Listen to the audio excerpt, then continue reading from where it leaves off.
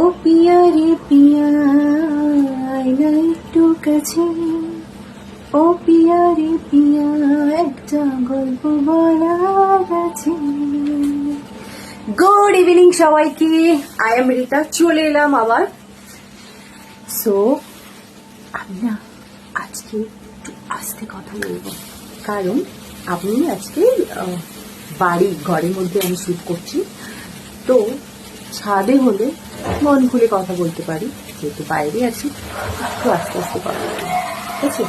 Actually কি হয় না, আমি না ওই ছাদের ওই জায়গাটাতে আমি কথা বলি, আমি না ওই ছাদে যে টাইমটা কিসব বলছি, যেই টাইমটাতে আমি যাই ওই টাইমে বললাম না কেউ যায় না, সেই জন্য আমার ভিডিও শ্যুট করতেও মানে সুবিধা হয়। তো আমার একটা ভুল হয়, সেটা হচ্ছে আমি লাইটটা অফ করতে ভুলে যাই ছাদে।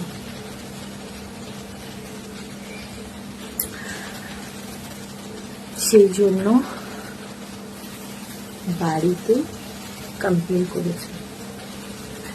এবার আমাদের পাশে যিনি থাকে, ওই পাশেও যিনি থাকে, ক্যামেরা লাগানো আছে, তো ক্যামেরাতে দেখেছে যে আমি পার ডে এই টাইমে ছাদে যাই, নামি, বাট লাইটটা অফ করি না। এবার ওরা পার ডে দেখছে, বাট ওরা করতে পারছে না, মানে বুঝতে পারছে না যে কে সারা রাত লাইটটা জ্বলে, কেউ অফ করে না। একদিন মানে ওরা আজই আমার বাড়িতে কমপ্লেন করেছে, আজই ওরা ক্যামেরা খুলে দেখেছে আমি ছাদে যাই, ভিডিও করি, ছাদে যাই এতটাই দেখা যায়, তার উপরে আর ছাদের উপরে ক্যামেরা থাকে না, আবার নিচে আসি, বাট ওই লাইটটা চলে, মানে আমি যাই লাইটটা অন করে চলে আসি, অফ করি না। সেই জন্য বাড়ি থেকে ভীষণ পরিমাণে এসে বকেছে আমার। সবাই আমাকে বলছে তুই পাগল হয়ে গেছিস, সব করছিস ক্যামেরার সামনে, বক বক।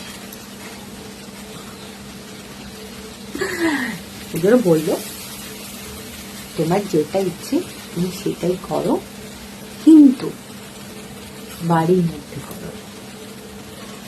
আমি বল নেক্সট টাইম হবে না, বলছে ঠিক আছে, বাট তুমি বাড়ির মধ্যে শুট করো। আমি বললাম কিন্তু কিন্তু একটা কথা, সেটা হচ্ছে আমি যখন বাড়ি থেকে বেরোনোর পর বাড়ির লোকেরা ফোন করে বলছে কোথায়। আমি বললাম এই তো আমি চলে এসেছি। বলছে একটা গুড নিউজ আছে। ও এই যে কথাটা বল না, গুড নিউজ আছে, না আমি তো বলো কি গুড নিউজ আছে, আমি শুনতে থাকি।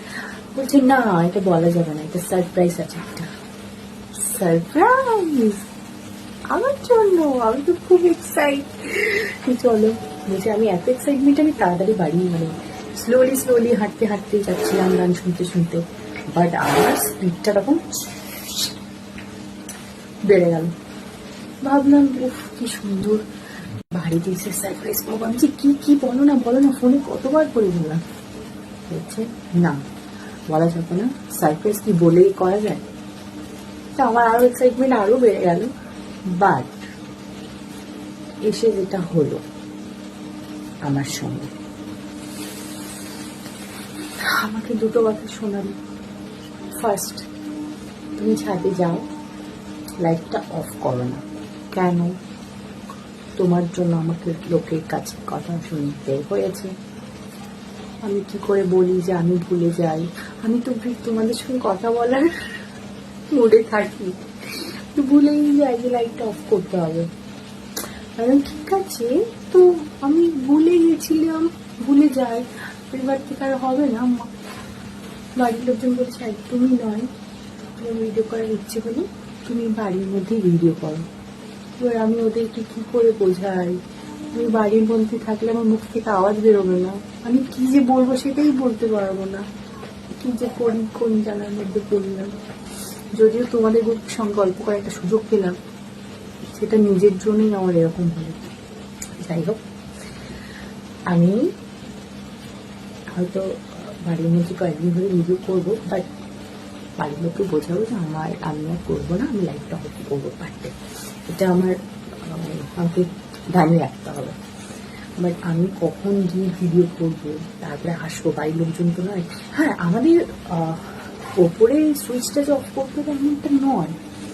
দেখ, সবার কাছে একটা করে সুইচ আছে নিচে, মানে ছাদে যেরকম আছে আমাদের এই নিচেও একটা সুইচ আছে, এখানে ক্লিক করলেও কিন্তু অফ হয়ে যায়।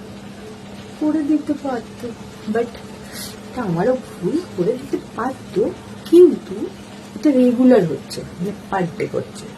মানে অ্যাকচুয়ালি কি বলতো, আমি লাইট যখন ছাদে যাচ্ছি দেখছি অন্ধকার, লাইট অন করছি, ভিডিও করছি, চলে আসছে, আমি আর মানে ভুলে যাচ্ছি।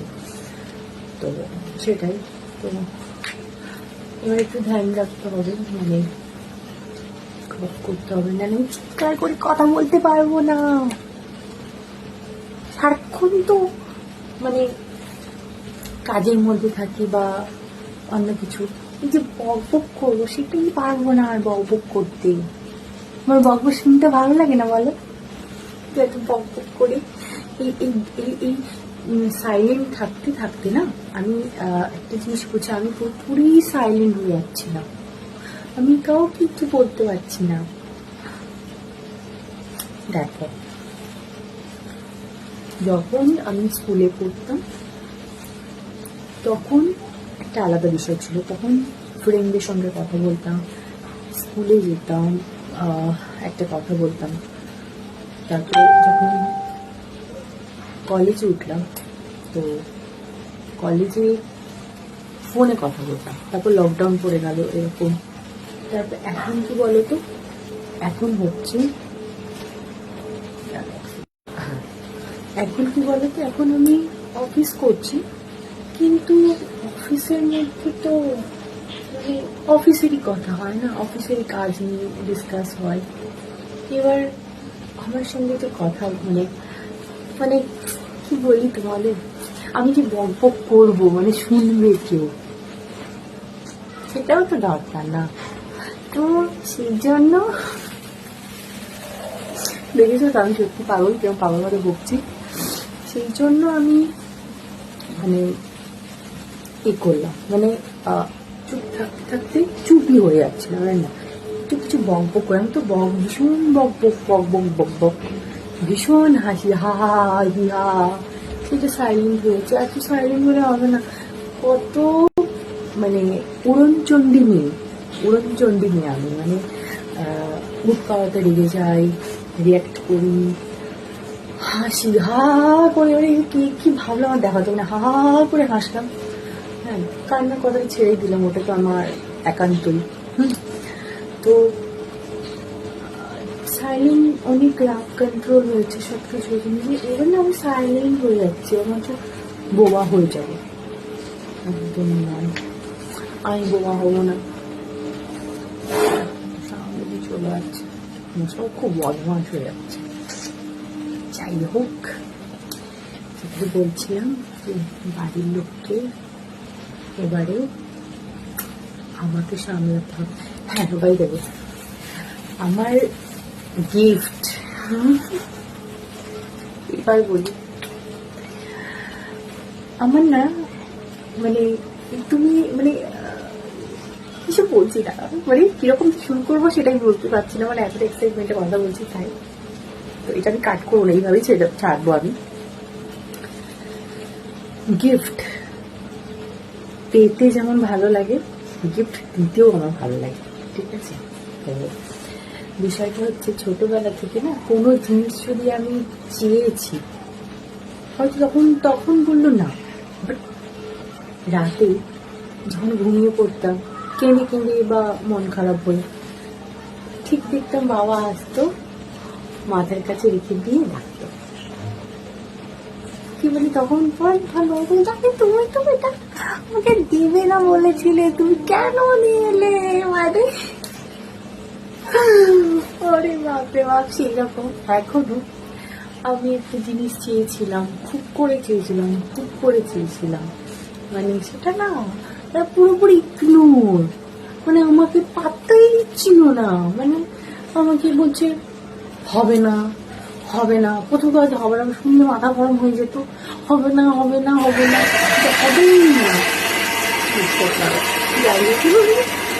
আমার মাথাটা শুনে হবে না। তারপরে আমি কি করে জানবো যে আমাকে এইভাবে সারপ্রাইজ করবে? আমার তো খুব মজা, মানে খুব আনন্দ পেয়েছি আমি। দেখো আমি কেমন করছি, এটাই কিন্তু আসল আমি। না এত মানে সবসময় এই প্রফেশনাল ড্রেস পরে আছি, সবসময় প্রফেশনাল হয়ে থাকতে পারি না। এটাই আমি আসল, এটা এই যে এরকম কথা বলছি, এটাই আমি আসল, আমি একটা প্রফেশনাল, সবসময় সবার সঙ্গে সবসময় একটা যেন এরকম গাম্বল, সবসময় পারি না অভিনয় করে থাকতে। তো অভিনয় করছি আমি, হচ্ছে অগোছল একটা মেয়ে, মানে